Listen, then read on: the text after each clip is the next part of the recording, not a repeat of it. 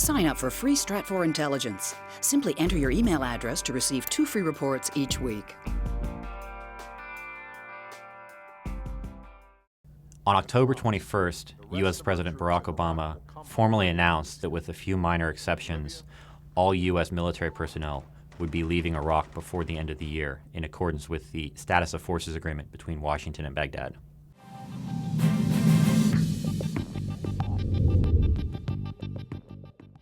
The U.S. has spent most of the year, both officially and unofficially, attempting to arrange some sort of an extension for as many as 20,000 and as few as a couple thousand U.S. troops to remain in Iraq beyond the end of the year deadline for complete withdrawal.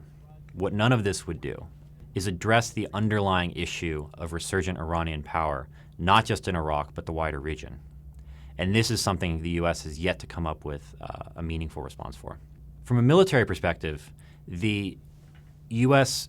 training presence, its advisory and assistance role, particularly in issues of maintenance, planning, and logistics, will inherently leave the Iraqi military and Iraqi security forces less capable than they are now. The U.S. military presence in Iraq has been pivotal to U.S. situational awareness across the country. In some cases, U.S. forces were still operating alongside Iraqi forces, but even where they weren't, the disposition of American forces and the nature of their presence meant that the U.S. had a considerable awareness of the way in which Iraqi forces were being employed and their operational performance on the field, as well as the ways in which Iraqi commanders were directing and employing those forces.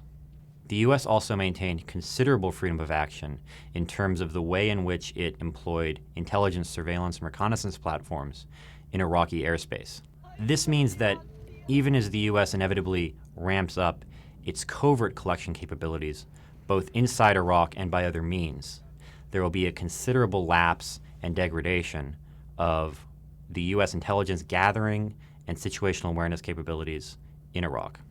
In terms of the drawdown itself, while contingency plans have long been in place and forces in Iraq have been preparing for the contingency of drawdown, just under 40,000 U.S. troops remain in the country, positioned at over a dozen facilities that have to be sanitized and handed over to Iraqis. This means that an enormous challenge remains for the U.S. in Iraq in terms of managing vulnerabilities and exposure during the process of withdrawal. But the other significant question was the security of U.S. nationals that remained behind beyond the deadline for withdrawal. Some military forces, a couple hundred total, remain behind to facilitate the transfer of U.S. arms, training, and the presence at the U.S. Embassy. The U.S. military has been an enormously important backstop for the overall security of U.S. nationals in the country. Without the presence of nearly 50,000 U.S. troops that has defined the security environment in recent years, there will inherently be a greater exposure and vulnerability of the U.S. personnel that remain behind in the years ahead.